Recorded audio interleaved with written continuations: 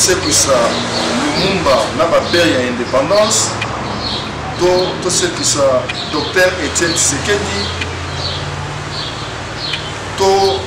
baprofesseur Liao, bato ya minene oyo babundela Congo po lelo tozala na nsomi mpe tozala na komona kovivre na kimia ndenge bamozoli.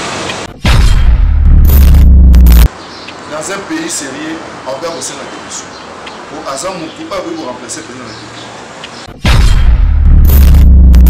Donc, on a la deuxième personnalité du pays, humilier, tenir des propos outrageants du haut du tribune en pleine plénière, vraiment, il y a beaucoup tout le monde a été dans mon pays.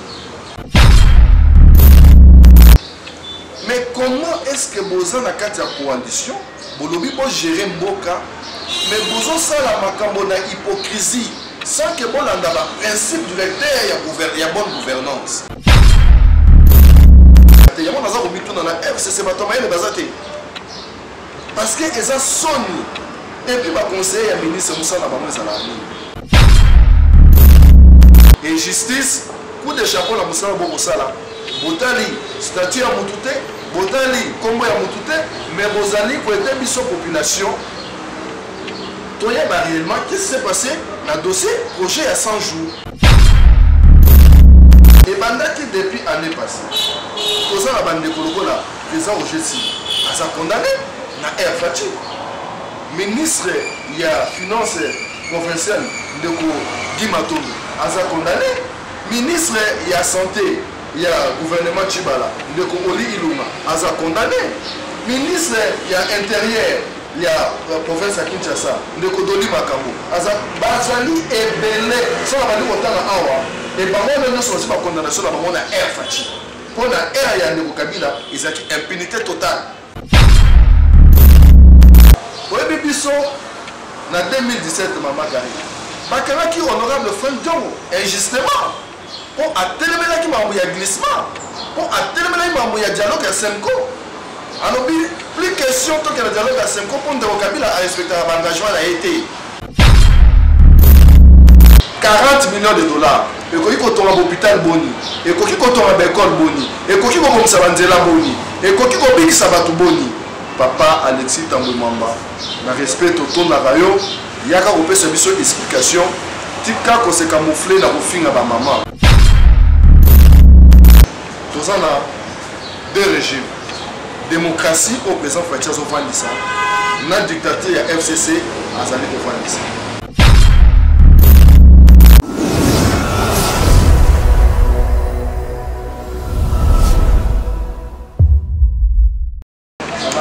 Bonjour à tous, bienvenue dans votre magazine à travers Apache Info, Monsieur Yakongo.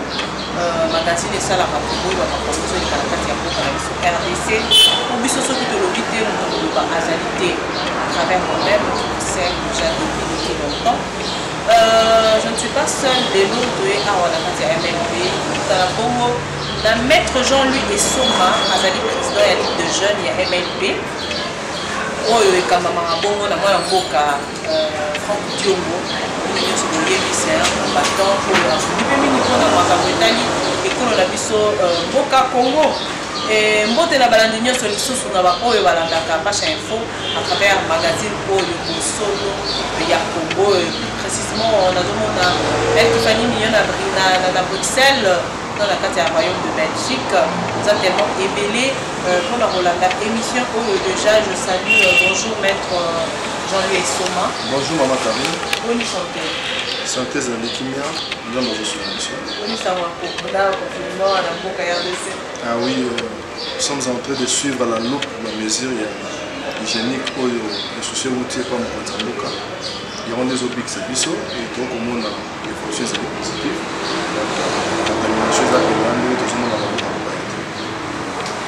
Et le levier pour avoir la carte est partie pour ça bon ça là.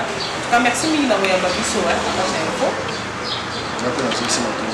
Le 1er mai fête des travailleurs. Il y a un monde entier international, fête internationale. Le nous allons voir comme ça en tout cas, la première journée internationale du travail Tombeli va travailler réunion sur le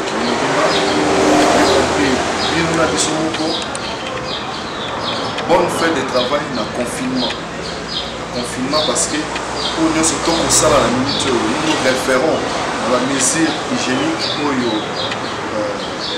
bureau ya riposte et c'est ni na bisoto la lela mais ata to vendre na bandako to mesala mokolo lelo to partager Oseka, Osolola, ça l'évaluation ya misala, mais aujourd'hui c'est une journée particulière.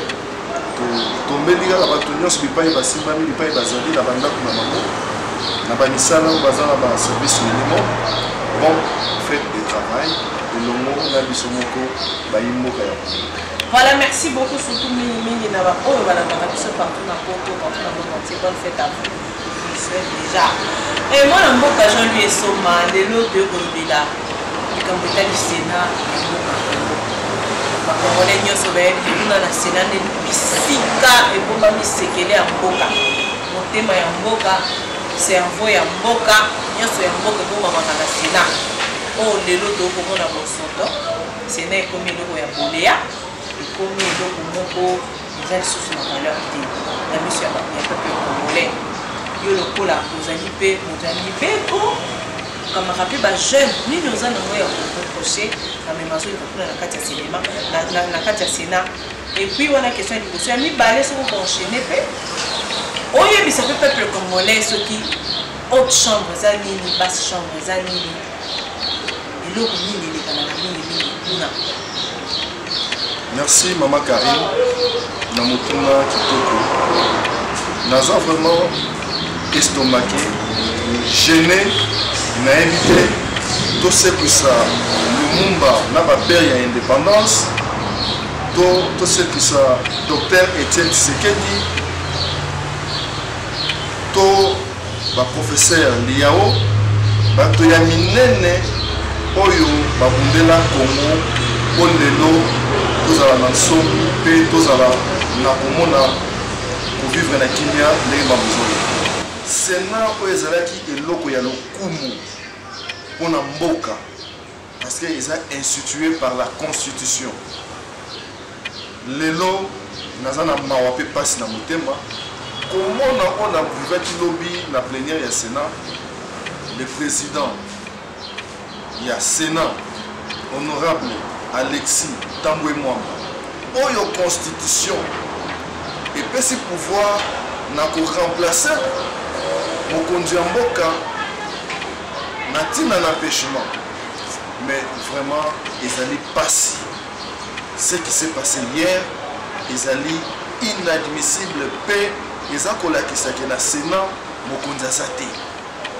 Comment se fait-il que une sénatrice na exercice ya fonction na ye atuni motuna mpona transparence ya gestion po tolobi avec l'avènement du gouvernement du président Fachi, tous ceux qui sont dans l'état de droit et bandit l'icône, il y a pour respecter les béco. Qui n'en a soldat sous Kamolongo?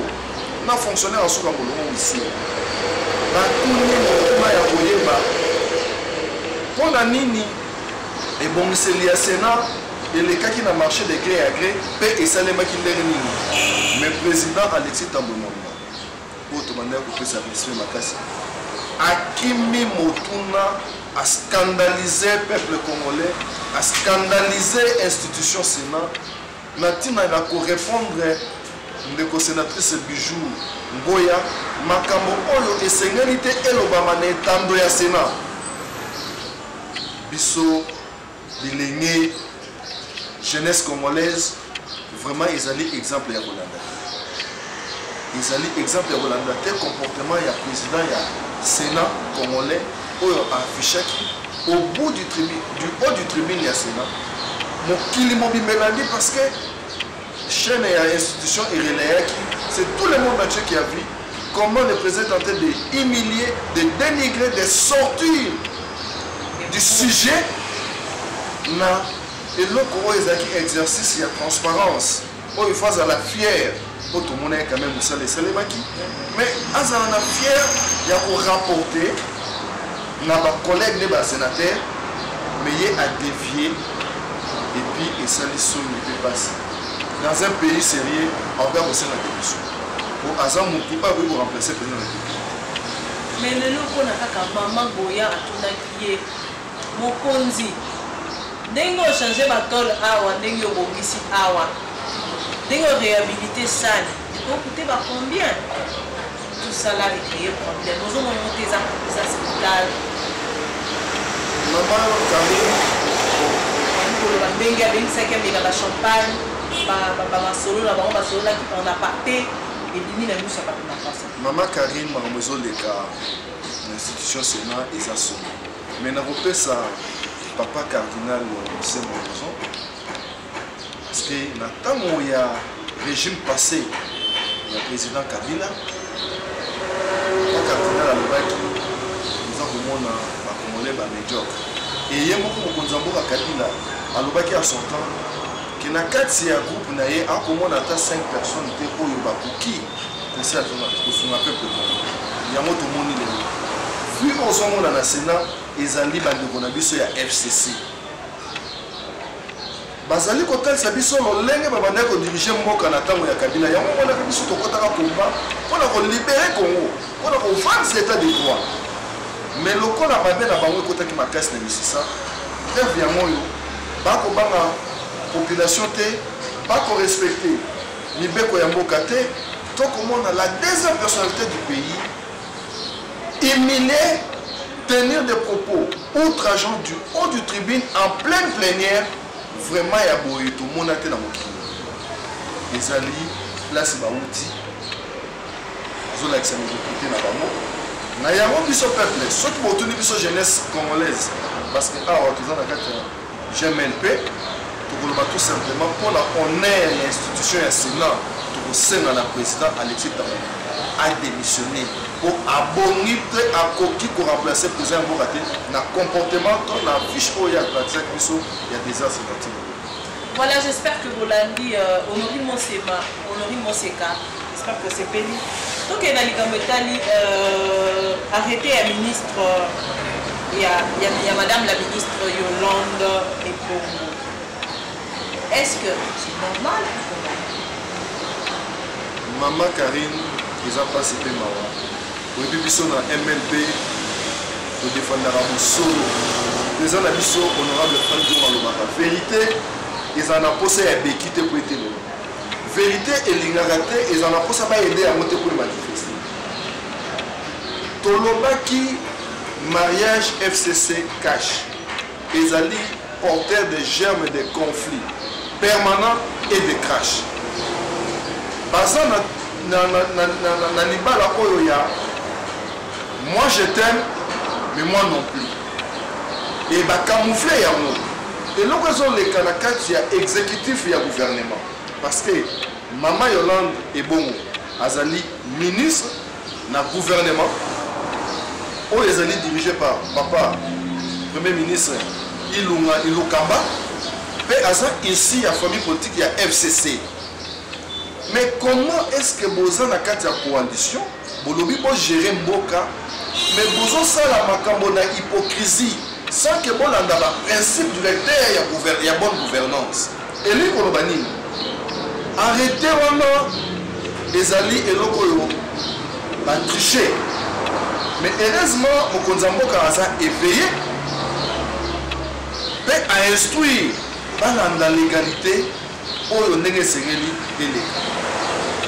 Tozalaki surpris à comment na Maman Yolande ayebi bien que dans le mois de février Mokonzamboka a pékisaki azwaki instruction ferme que pas de mouvement, il y a pas affectation, il y a pas mise en place, il y a pas nomination dans l'administration publique jusqu'à nouvel ordre. Et puis dans le gouvernement, avant ministre a arrêté à porter mon national. Et c'est là qui dossier là, le conseil des ministres. Et là, Maman Yolande a tiré la salle avant de bien le cabinet, na ba conseil a signé sans tenir compte il y a conséquences administratives, il y a ba acte il y a za proposé.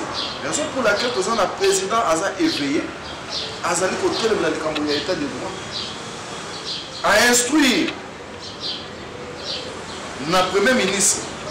La ministre va rapporter arrêté wana po eza kotia bosoto eza kotia salite na miso ya bato na miso ya Congo komona Congo mboka monene mboka ya somi mais bato oyo bapesi ba responsabilité bazokoka te yango naza komituna na FCC bato mayele baza te parce que eza soni et puis baconseiller ya ministre mosala bango ezala nini. Nous estimons heureusement que mokonzi ya mboka aza éveillé mpe biso peuple tolingi mokonzi akende ti na suka ya ide na ye esengeli mama ministre ya fonction publique mama na biso Yolande Ebonga va révoquer parce qu'il n'y a que le chef de l'État qui a le pouvoir de révoquer un ministre. Pour eloko ya sali ezali insubordination hiérarchique. Likolo na ye azali na premier ministre chef du gouvernement, azali na président de la République pour gouvernement to exécutif congolais ezali bicéphale. Ezana ba continue ba. Mais bayebisi ye a rapporté, ye a s'entêter et puis premier ministre na pouvoir du reconnu a rapporté ordonnance wana tokosenga na mokonzi ya mboka bato ya boye tomonaki même na ntango ya président Kabila bandaki korévoke baministre indiscipliné insubordonné po bazali kopesa biso image ya mabe bazali kofingisa mboka bazali kofingisa même structure na bango ya FCC na baacte oyo bazali kopesa. Donc biso peuple congolais biso jeunesse congolaise biso jeunesse en particulier ya MLP tozali kosala na mokonzi ya mboka a appliqué sanction ya révocation parce que la constitution ils ont reconnu dans mokonzi ya mboka soki ministre abongi nzela mpe a désobéir à se rebeller na instruction ya bakonzi na ye esengeli ba révoquer ye batia ye pembeni vice na ye apaseme intérim jusqu'à présent. Voilà, merci beaucoup mwana mboka Jean-Louis Lesova maître Elvis. Toke sikoyo na dossier ya UNC président ya UNC mwana mboka Vital Kamerhe bapartisan na ye bazozela 11 mai bango balobi boye ndenge ezotambola bango le 11 mai balobi ye il faut asamba asite atanga bakombo ya bato basalaki na ye dili wana il faut asamba et puis chose étonnante bakongolais bazoloba comment est-ce que bakoki kozwa dire kaba ya président que prison sans pour autant être destitué. Il exerce ses fonctions, la prison azosala azalaka na même titre azango balongoli eloko. Est-ce que eza mabete pour l'interrogation na bakongolais ba diaspora to baza partout balingi bayeba na makambo etali kambwala. Maman Karine omoni na ye na émission na yo na memi bible na biso na biso constitution biso na MLP to défendaka état de droit mpe tokomataka dictature oyo nyonso tokosala oyo nyonso nakoloba euti na constitution dossier ya ndeko na biso président Vital Kamerhe ezosala biso mpasi na motema komona mokonzi Kamerhe kokweya amikwesi ye moko e nasepeli na mandature ya président Fachi azali kotenir na séparation des pouvoirs namoni jamais mokonzi ya mboka alonga na pouvoir ne présidentiel akota na makambo ya justice to alonga na makambo ya présidentiel akota makambo ya parlement moto na moto akosala kosala na ye eloko wana esangisaki biso pendant 18 ans ya règne de Kabila mais président Fachi otobundaki mpona lelo opposition ese retrouve epai bazali azongisi eloko tobengi séparation des pouvoirs. Séparation des pouvoirs eli koloba nini maman Karine eli koloba tout simplement que place yo ozali pouvoir oyo bapesi yo osala yango en toute indépendance sans tricherie sans trafic d'influence. Dossier oyo ya 100 jours ya programme à 100 jours ya mokonzi ya mboka féliciter honorable Vital Kamerhe président ya INC pour une azali initiateur ya dossier azalaki projet malamu adoptaki yango na niveau ya présidence basoki bamoyen batiaki à la disposition ya président Vital Kamerhe mais komona programme oyo bango basalaki baprésente na population na réalisation ezali mawa ekomaki dine tomoni eloko moko te esalemi ya malonga tous les chantiers ekomi ata na 50% de réalisation. Mais c'est comme ça que la justice au travers parquet il y a cour d'appel parce que justice il rétablissera la vérité mais qui connaît l'enquête interpeller trop interpeller pour il faut évacuer dans le dossier on a président Vital Kamerhe azali mon tema bazali bandeko ebele et le monde là étranger bazali qui trempé na kati ya programme ya projet à 100 jours justice elandeli banquette malembe bakosala mosala na bango soki ozali innocent on a minute oyo eloko na oloba président na biso Vital Kamerhe aza na eloko statut tobengi présomption d'innocence nani bakondane eta ntango tokokoma na moment ya kokoma na liboso ya shushe ndenge balobi soki ezali le 11 akoya na bamoyen de défense na ye akotalisa biso noir sur blanc et puis aza na bavocat ya maloma mama c'est quand même une grande autorité ntango justice ekorendre décision nango tokotala soki aza innocent bakoakite ye soki azali trempé na mabwi l'état ya justice ekosala mosala nango en toute indépendance sans trafic d'influence na yango nasengi bandeko na biso ya INC bamelama ya pio babongisa défense ya président Kamerhe les 11 abimisa bavérité mais na base ya vérité kozalaka les 11 te poso vérité ezalaki bamagistrat bakolandela dossier wana bazali la vérité na kati ya ngai moko lobi nalekaki na tribunal ya grande instance ya Gombe namonaki dossier nakoki koloba namoni awa te mais kobima population bazala kimia bakoyeba qui a fait quoi qui n'a pas fait quoi biso na MLP tolingi toyeba bosolo bambongo wana plus de 500 millions de dollars mbongo ya peuple congolais ya contribuable congolais ekei wapi na bandeko oyo mosusu baza kolia mbongo wana c'est le moment basala ndenge bamosusu basalaki lokola DG na biso ya Herba mais c'était masse azongisi misolo te yeka nde namonaka azongisa misolo donc baoyo mosusu wana bozongisa misolo ya mboka eza na besoin ya misolo po todécoller et justice coup de chapeau na mosala bokosala botali statut ya motu te botali kombo ya motu te mais bozali koete biso population toyeba réellement qu'est-ce qui s'est passé na dossier projet à 100 jours et pour na biso activiste politique actif tosepeli po tomoni que état de droit ezali kovanda moke lokola mokonzi ya mboka prometa biso ke 2020 eza année ya baction tomoni vraiment baction mama Yolande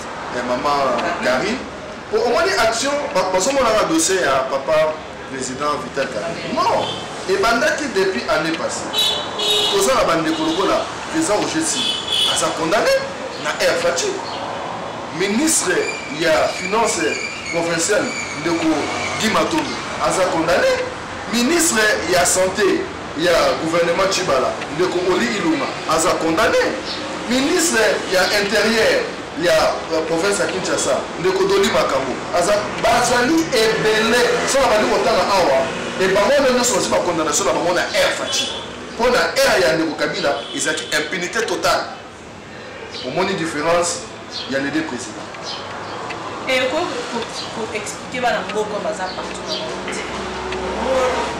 y a Tikaba ya président à travers Fachi la carte ya présidence ezaki maman présidence de la République ezali institution na carte institution présidence de la République les coordonnateurs ya mosala sezo salemwana ezali Durkab autobéni directeur de cabinet chef de l'État ce qui est empêché to azalité azali radio na autobéni Durkaba a posé l'intérim pendant l'absence il y a Durkab kasi na mbonga oyo présentement président Vital Kamerhe ya INC oyo azali directeur ya cabinet chef de l'État azali na bademele judiciaire ekoki kopermettre ye asala mosala elongo banite raison pour laquelle le directeur du cabinet adjoint azali koassume intérim jusqu'à ce que Ndeko Kamere soki asepeli kodémissionner akodéposer démission na ye en bonne et due forme pour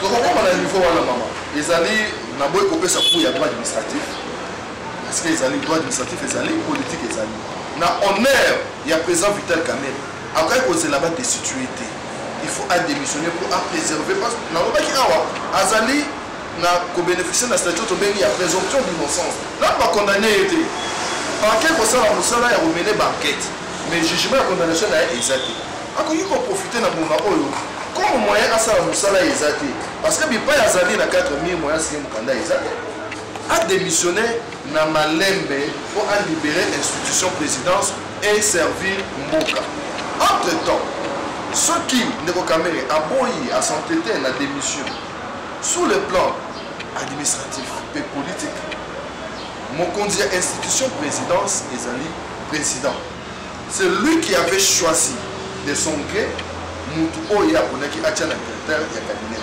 aza mpe capable na minute oyo asala réaménagement acharge atia po fonction na eza nango na mandat te eza mokonzi moko aponi akoki kopona mpe mama Karine atie place wana mpona moni osala mosala malamu olinga kitoko okoservi mpe mboka eza kaka te tomonaka bapoliticien oyo bazomona wana et je sais que la sagesse ya président Faci au moment opportun akobongisa bairrégularité wana mpona présidence il faut ezala équipe ezala au grand complet pour servir mboka oyi kozala na vide moko net na niveau ya directeur du cabinet chef de l'État. Voilà, merci beaucoup à l'amour de Jean-Marie Jean-Louis, maître Jean-Louis et Soma. Je pense que Bozolanda n'a boke bignon son ndenge azo limbola ndenge azo expliquer makambango ndenge ezali. Et voilà ni nous allons casser comme ça balandi nyonso mpona makambo etali makambo nyonso ya UNC. Conclusion d'un beau poteau qui est rejeté la dernière question de la mission éthique. Moni, maman journaliste Karine, biso net na MLP, na bana nous moi paraphrase, net na MLP, tous allons na somme ya pouvoir, tous allons na somme ya mbongo. Biso, toi ba commander ya musala. Tout l'obélara peuple, tous aura parti pris ya peuple. Peuple congolais est souffrir pour la dictature ya président Mobutu, dictature ya Mouzé, dictature ya Ndeko Kabila, Joseph. Le lopoyo tourne l'avènement ya état de droit. Nako senga na bandeko na biso ya INC. Bazala na mitema ya ekita. Président na bango azali na nous condamné té. Azali présumé innocent. Oyebi biso en 2017, Maman Karine, Bakaraki honorable Franck Diongo, injustement, pour atteindre qui m'a envoyé glissement, pour atteindre qui m'a envoyé dialogue à Semco. Alors, plus question que le dialogue à Semco pour Ndeko Kabila à respecter l'engagement a été. Peuple était le envoyé glissement pour constitution et le prévoir à monter. Bakaraki honorable Franck Diongo, pour Sotobeni, héros vivant, il a frôlé la mort, il a été torturé. Empoisonné. Parce que on s'est éliminé physiquement, mais le rôle en Nzambe Naya Zalaki Makassi, on a passé plus de 2 ans et demi en prison, injustement pour le Congo. Mais vérité, le rôle de Tolobata, ils ont posé à l'équité. Bissot, c'est chaque qui au Bundaki Libana, peut changer le régime. La campagne sur la salle qui parle avec sa candidat dans le moment FCC et Chouaki pour majorité ya peuple et pour les président Faci oyo aza ici ya opposition lelo oyo azali wana soki nasali parallélisme ya comparaison na pona kotesa bandonation ya INC bozala mitema ya politique soki président Kamere aza innocent bakoakite ye akozongola mosala ya politique soki azali trempé tosepela mpe justice esala mosala na bakondamne bandeko na koti kotanga bakombo na bango ye aza super motu te. Comment c'est comment ici, Maman Karine, ça nous appartient nous tous. Au moins, nous sommes à MLP. Tout ça va mentir, va koufa. Pour le changement, il y a régime. Donc, ton élément sous-souté, bon soto et contre le régime, il y a présent Faci.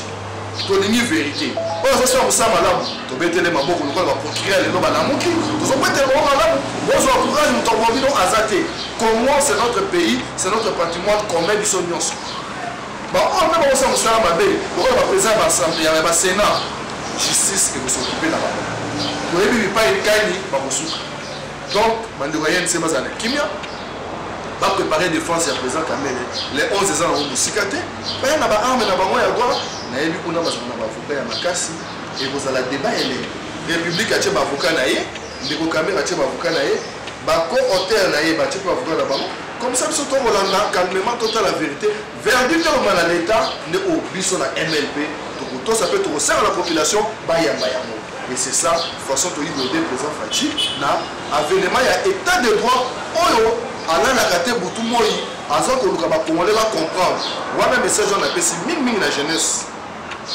parce que avenir ya Congo ezali korepose epa na biso eza so te epa bapapa na biso bakoma na ba 70 à 80 ans bali kotika pouvoir te mais tokoforce mpe bango te au moment opportun totelemela pouvoir ya Congo torajeunir yango mpona lobi bapesa honneur na Congo na biso Congo ya président Félix Antoine Tshisekedi.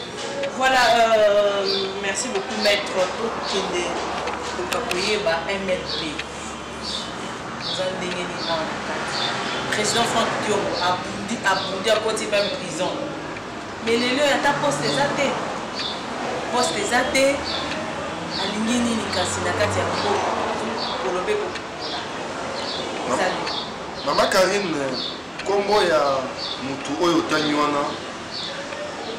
Président Franck Diom Chamba biso tobengaka ye biso te population congolaise nyonso babengaka ye héros vivant oui point babengaka héros vivant ye akosaka te président Franck Diom azala na ntina ya pouvoir te azala na ntina ya mbongo te ye susi na ye ezali adéfendre population alobela peuple baretrouve part na bango yango moni biso bato tondima idéologie wana ya kokufa nzala na président Franck Diom bapesa te d'ailleurs bapesa tolinga kozwa yango te po bato bazokanisa lokola honorable Franck Diom azoleka azoloba eza mpona pouvoir te susi na ye ezali alobela petit peuple bakonzi bayoka mpo batia peuple à l'aise yango biso toreleyaka message na ye donc combat politique biso toza komene ezali mpona peuple congolais a gagné mais eza te mpona oligarchie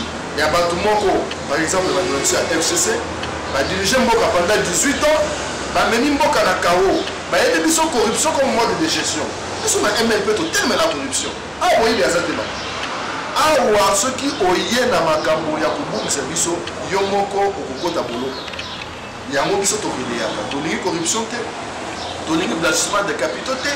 Maman Karine mpona kosunga to kosalela mboka biso tozela 2023 tobandaki makambo oyo depuis les ans mobutu tozocontinue ti lelo nous commençons déjà à travailler pour le bien-être ya peuple congolais 2023 ekokuta biso na nzela et population yango moko nde remercier biso na mosala oyo tokosalela bango biso nous nous préparons en conséquence pour la libération totale ya Congo na maboko ya FCC. Voilà, mot de la fin. Merci beaucoup mingi d'abord balandi biso bazolanda pe biso la chaîne Momo. Mot de la fin na ba Congolais tout ba diaspora baza partout dans le monde entier au balanda émission. Mot de la fin na zongeli casquette nanga ya jeunesse congolaise. En tout cas biso ba jeunes congolais topesi merci na maman sénatrice Bijou Moya na kozwa courage ya kobrave kobanga atiki kobanga pe alobi bosolo atuni motuna ndeko Alexis Tambwe Mwamba 40 millions de dollars ya kobongisa etando ya Sénat pesa biso rapport et nous récupérons cette situation. Nous, la population congolaise, nous voulons savoir 40 millions de dollars. Yakobongisa, institution Sénat et Sali Moussala Nini. Monsieur Ligef, inspecteur général des finances, Roselate, président de la République à Bengayo, et Zan Moussala Nayo, Monsieur le procureur général près la Cour de cassation, Oyoki déjà information, Maman Bijou, sénatrice, collègue ya Papa Alexita Mbomamba Alobi, Tolingi Toyeba Bosolo, vérité, pour le peuple basa na kimia, pour la minute au moto, 40 millions de dollars, et qu'on y compte un hôpital boni, et qu'on y compte un école boni, et qu'on y compte un sabanzela boni, et qu'on y compte un sabatu boni. Papa Alexis Tambouimamba, na respect au ton na rayo, yaka opé service explication, tika ko se camoufler na kofinga ba maman. MLP, biso tozo bondé la population. Ce qui population est retrouvée par l'amour, biso peut être retrouvé par tous. Voilà. Nous sommes là les gardiens du temple. Il y a gestion à pouvoir. Voilà, merci beaucoup de Jean-Louis Souma. Tout le monde a 23 ans à la minute. On a vu Donald Trump a pété la qui, président de M. Félix Fachi-Péton a pété les mabos pour un état de droit. Les autres saléma, bien les salématés, au Cameroun, au Vatican 3, et ça, salama. Si quoi, 2023, nous allons dégainer. Parce qu'il y a déjà, les années qui ont été sacrifiées, dans ma campagne, belé, fabo, mais ça, la retouche, en place de ce bébé. 2023. On a vu une MLP vision dans mes années. Maman, 2023, avant qu'on en 2023, nous avons dans la zone de plateau, nous avons Moussala Makas. Nous sommes tous en 2023, nous avons dit Moussala. Nous avons dit Moussala parce que dans la minute, nous avons deux régimes. Démocratie au président Fatia Zofandissa, dans le dictateur, il y a FCC, Azali Zofandissa. Yamozomona bikumba ozomona o ngai ministre arrêté ngai président Tambouimamba na lobi boye ngai mama Janine Makunda na lobi boye ezali bitumba ya des régimes ya démocratie na ya dictature. Président Fachi a hérité système moko oyo azobunda na ngo po bomisa yango biso tozo ezali solution te ozali mokonzi kofinga ezali solution te et ba mama botelemela bafinga na bino ba emilia na bino suungu te botelemela ba doit la bino pona toyeba vérité na mamozo le kanati merci. Merci beaucoup maman Karine na opportunité. Oui, ce qu'on fait c'est numéro na on va voir là on va faire besoin na yo. Ba merci à travers le téléphone. Biso bana héros vivant tout ça na molilité. Oyo azali na besoin ya koyeba vérité ya maman mboka. Numéro na biso ya mwana ezali plus 243 85 042 90 09. Ndeli bisusu plus 243 85 042 90 09.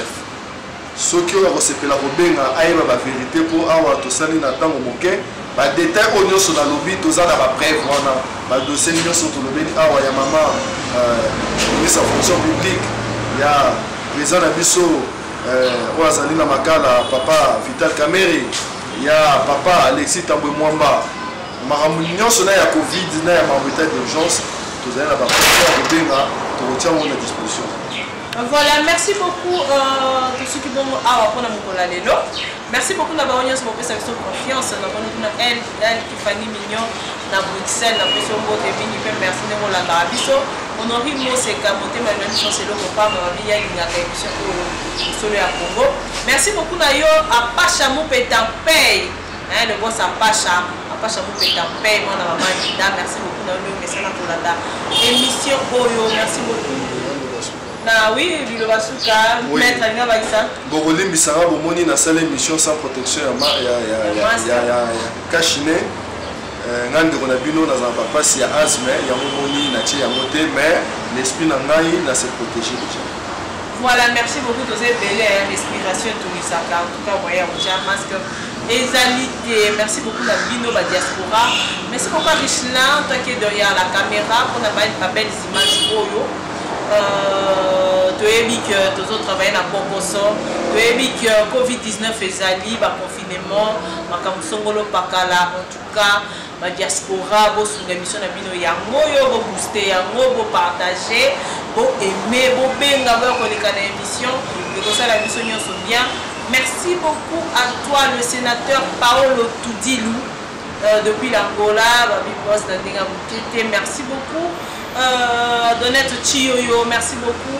À la première dame de Lausanne, merci Kavio Bobelisha, maman Narit, Andy Louawa. Merci beaucoup. En tout cas, vous avez tellement révélé. Francis Mambalamère, le moindre de tous. Merci beaucoup, Nayo. Bye bye. On se retrouve à la prochaine.